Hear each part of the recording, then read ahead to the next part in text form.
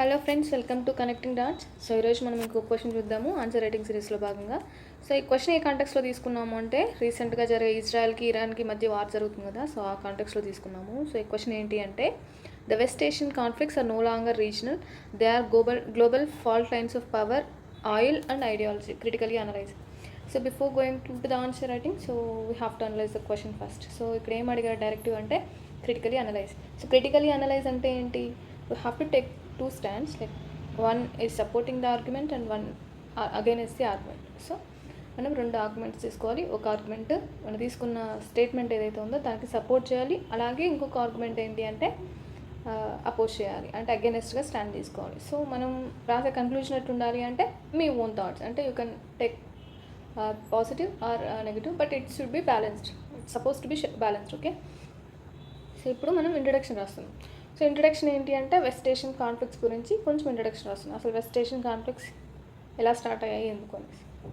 So west Asian conflicts has historically been a turbulent region due to religious, ethnic and political rivalries.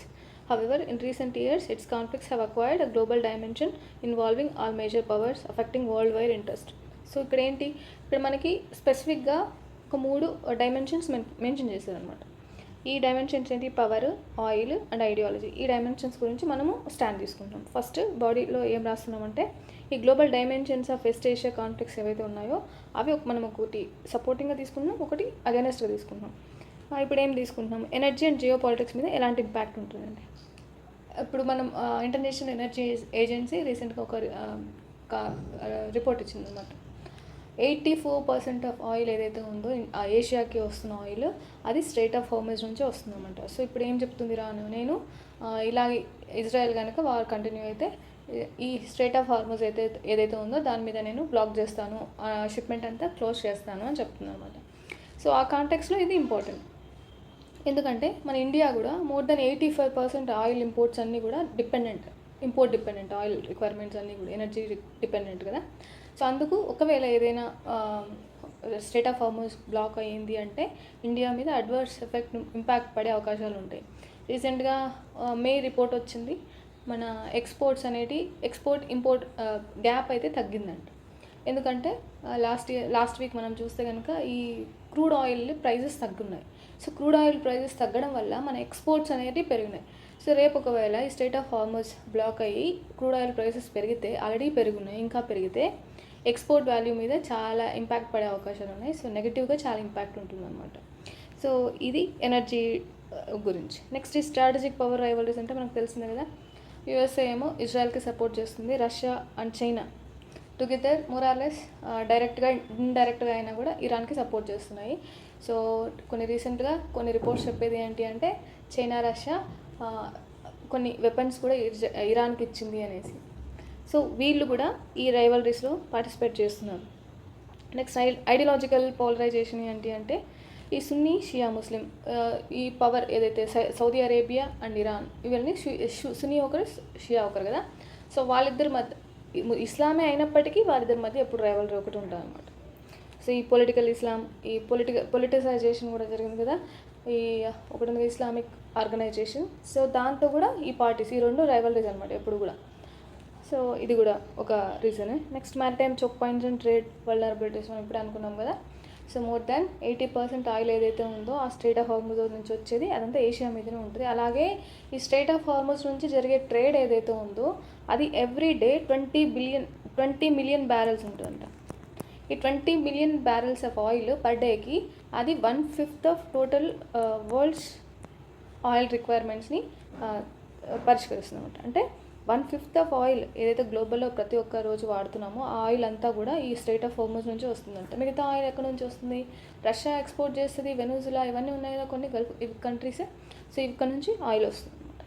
Next ఇది West Asian కాన్ఫ్లిక్ట్స్లో regional and external powers ఏవైతే ఉన్నాయో అవి అనుకున్నాం. ఇప్పుడు external powers చూస్తాం. West Asian కాన్ఫ్లిక్ట్స్లో ఎక్స్టర్నల్గా ఏం డైమెన్షన్ ఉన్నాయి అని కాదు. ఇప్పుడు మనం ఆపోజిట్ స్టాండ్ తీసుకుంటున్నాం. ఏంటి అంటే కాదు, ఎక్స్టర్నల్గానే కాకుండా ఇంటర్నల్గా కూడా కొన్ని రీజన్స్ ఉన్నాయి, డైమెన్షన్స్ ఉన్నాయి అని. ఏం చేస్తున్నాము, ఈ ఏషియాలో వెస్ట్ ఏషియాలో కాన్ఫ్లిక్ట్స్ ఏవైతే ఉన్నాయో ఇవన్నీ కూడా మోరాలెస్ ఎప్పుడైనా సరే అంటే స్టార్టింగ్ స్టేజ్లో ఉన్నప్పుడు ఇంటర్నల్గా స్టార్ట్ అయిన ఇష్యూసే. లైక్ సిరియాలో ఇప్పుడు మనం ఇంటర్నల్ వార్ చూసుకున్నాము, ఇంటర్నల్ ఇన్స్టెబిలిటీ అనేది ఉంది కదా. సో ఆ లెబనాన్లో ఇవంతా కూడా ఇంటర్నల్గా స్టార్ట్ అయిన ఇష్యూసే అనమాట. సో ఇంటర్నల్గా ఉన్నాయి. అలాగే సివిల్ వార్ జరుగుతుంది కదా ఈ మధ్యకాలంలో, సివిల్ వార్ అప్రైజింగ్ కూడా జరిగినాయి సిరియాలో, ఆ లీడర్ని కూడా పంపించేశారు కదా. సో అలాంటి సివిల్ వార్స్ కూడా జరుగుతున్నాయి. అవే మెయిన్ రీజన్ ఇలాంటి ఒక పెద్ద కాన్ఫ్లిక్ట్ అవ్వడానికి అనేసి ఇక్కడ చెప్తున్నాం మనం. Intra regional diplomacy and peace of words అంటే ఇప్పుడు అబ్రహాం అకార్డ్స్ ఉన్నాయి కదా ఈ మధ్య, మీరు చూస్తుంటే కనుక ఇజ్రాయెల్కి యూఏఈకి మధ్యలో ఈ యూఎస్ ఏదైతే ఉందో అది మీడియేషన్ చేసింది అనమాట. సో అబ్రహాం అకార్డ్స్ సైన్ చేసి ఈ చాలా సంవత్సరాలుగా ఉన్న ఒక ఇష్యూని వాళ్ళు ఒక కొలిక్కి తీసుకొచ్చారు. అంటే మేము పీస్ అండ్ స్టెబిలిటీని మీద ఫోకస్ చేస్తున్నాము, మా ఎకనామిక్ స్టెబిలిటీ మీద, మా ఎకానమీ మీద మేము ఫోకస్ చేస్తున్నాము అని వాళ్ళు చెప్పడం అనమాట. ఈ మధ్య చూసుకుంటే మీరు సౌదీ అరేబియా $10 బిలియన్ ఇన్వెస్ట్మెంట్ పెట్టింది ఆర్టిఫిషియల్ ఇంటెలిజెన్స్ మీద with the help of China. So China కూడా ఒక పెద్ద రోల్ ప్లే చేస్తుంది అనమాట ఈ గల్ఫ్ రీజియన్లో, ఇన్ఫ్లుయెన్స్ చేస్తుంది అక్కడ రీజనల్ పవర్స్ని కూడా. సో అది కూడా మనం మనసులో పెట్టుకొని ఎగ్జామ్లో రాసుకోవచ్చు. నెక్స్ట్ ఏం రాస్తున్నాం, economic diversification and regional cooperation frameworks. అదే చూసుకున్నాము. ఈ యూఏఈ అయినా కూడా ఈ సౌదీ అరేబియా కూడా చాలా వాటి ఎకానమీ మీద ఫోకస్ చేస్తున్నాయి అనమాట. Instead of wars and these internal స్ట్రగుల్స్లే కాకుండా ఎకానమీ మీద ఫోకస్ చేస్తున్నాయి, లాంగ్ టర్మ్ గోల్స్ కూడా పెట్టుకుంటున్నాయి. 2030 కల్లా మేము ఈ పొజిషన్లో ఉండాలి, మా ఎకానమీ ఇలా ఉండాలి అనేసి. సో అవి కూడా ఎఫర్ట్స్ని పెంచుతున్నాయి. అలాగే వార్ని తగ్గించడానికి ఎఫర్ట్స్ తీసుకుంటున్నాయి, ఎకానమీ పెంచుకోవడానికి ఎఫర్ట్స్ తీసుకున్నాయి, గ్లోబల్గా వాటి పవర్ని ఇంక్రూజ్ చేసుకోవడానికి ఎఫర్ట్స్ తీసుకుంటున్నాయి అనమాట. సో ఇది రీజనల్ వరల్డ్ వైడ్గా వాటి మీద ఎలాంటి ఇన్ఫ్లుయెన్స్ ఉంది, అలాగే రీజనల్గా ఎలాంటి ఇన్ఫ్లుయెన్స్ ఉంది వెస్ట్ ఏషియన్ కాన్ఫ్లిక్ట్స్ పైన అనేది మనం ఇక్కడ తీసుకునే డైమెన్షన్స్ అనమాట. నెక్స్ట్ కన్క్లూషన్ ఏం రాస్తున్నాము అంటే west Asian conflicts are both regional and global అనుకున్నాం కదా. ఒక బ్యాలెన్స్డ్ అప్రోచ్ అనేది మనకు ఉండాలి. ఇది మనం కన్క్లూజన్ రాసేటప్పుడు ఏం రాస్తున్నాము, వెస్ట్ ఏషియన్ కాన్ఫ్లిక్ట్స్ అనేటివి రీజనల్గాను ఉన్నాయి, ఇంపాక్ట్ చూపిస్తున్నాయి, అలాగే గ్లోబల్గాను ఇంపాక్ట్ చూపిస్తున్నాయి. Enhanced approach combining local resolutions with global responsibility is essential for lasting peace and stability in this interconnected region. So ఈ ఇంటర్కనెక్టెడ్ రీజన్ ఏదైతే ఉందో ఆ రీజన్లో పీస్ అండ్ సెక్యూరిటీ ఉండాలి అంటే గ్లోబల్గా కొన్ని రెస్పాన్సిబిలిటీస్ తీసుకోవాల్సిన అవసరం ఉంది, లోకల్గా కూడా కొన్ని రెజల్యూషన్స్ తీసుకోవాల్సిన అవసరం ఉంది అనేది మనం చెప్తున్న కన్క్లూషన్ అనమాట. సో ఈ క్వశ్చన్ మోరాలెస్ హోలిస్టిక్గా రాసిన క్వశ్చన్. అంటే ఇది ఒక ఇజ్రాయెల్ ఇరాన్ వాళ్ళ గురించే మనం రాయట్లేదు, వెస్ట్ ఏషియన్ కాన్ఫ్లిక్ట్స్ మీద రాస్తున్న క్వశ్చన్ కాబట్టి మోరాలెస్ జనరల్ పాయింట్స్ ఉంటాయి ఇక్కడ. అదే మీరు ఇరాన్ ఇజ్రాయెల్ కాన్ఫ్లిక్ట్లో మీరు రాసినారంటే ఈ డైమెన్షన్స్ యూజ్ చేసుకోవచ్చు, కానీ లోపల ఉన్న ఏదైతే ఇంకా మీరు ఏం రాసుకుంటారు దాంతో అయితే ఇండియాస్ ఇంపాక్ట్ అనేది చాలా ఇంపార్టెంట్ అనమాట. ఈ మొత్తం ఇరాన్ ఇజ్రాయెల్ కాన్ఫ్లిక్ట్స్లో మనం ఏదైనా ఒక పాయింట్ తీసుకోవాలంటే ఇండియాస్ కాన్ఫ్లిక్ట్స్, ఈ చబహార్ పోర్ట్లు కానీ, అలాగే ఇజ్రాయెల్లో కూడా రీసెంట్గా అదామీ గ్రూప్కి ఒక పోర్ట్ వచ్చింది కదా, ఆ పోర్ట్ రెండు కూడా దెబ్బతింటున్నాయి. సో మన ఇన్ఫ్రాస్ట్రక్చర్ అనేది మనం కాపాడుకోవాల్సిన అవసరం ఉంది. నెక్స్ట్ ఏముంది, ఇండియన్ డయాస్పొరా ఎక్కువ ఉంటుంది అక్కడ. బోత్ ఇరాన్లో ఇండియన్ డయాస్పొరా ఉంది, ఇజ్రాయెల్లో ఇండియన్ డయాస్పొరా ఉంది, కాబట్టి అవి కూడా మనకి ఇంపార్టెంట్. ఇప్పుడు అనుకున్నాం కదా, మనం ఇరాన్ నుంచి ఆయిల్ కొనుక్కోకపోయినా కూడా ఇరాన్ ఏదైతే స్ట్రైట్ ఆఫ్ హార్మోజ్ని మెయింటైన్ చేస్తుందో ఆ ఒకవేళ చోక్ పాయింట్ని కనుక బ్లాక్ చేసింది అంటే ఇండియా మీద అడ్వర్స్ ఇంపాక్ట్స్ వస్తుంది.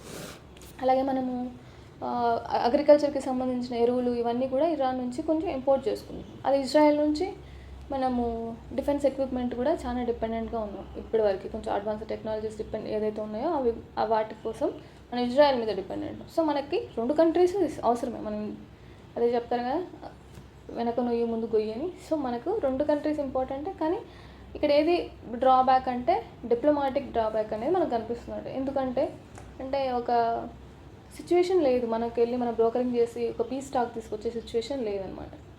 So due to involvement of various super powers, so మనకు ఆ అబిలిటీ కూడా మనం పెంచుకోవాల్సిన అవసరం ఎంతైనా ఉందన్నమాట. సో ఇది మీరు ఒకవేళ ఎగ్జామ్లో ఇరాన్కి ఇజ్రాయెల్కి జరిగిన వార్లో ఇండియా మీద ఎలాంటి ఇంపాక్ట్ పడింది అంటే మనం తీసుకోవాల్సిన స్టాండ్ ఇది. ఒక 4 పాయింట్స్ 5 పాయింట్స్ రాస్తే సరిపోతుంది. So that's it for today. Thank you for watching. Stay focused and stay connected. Thank you.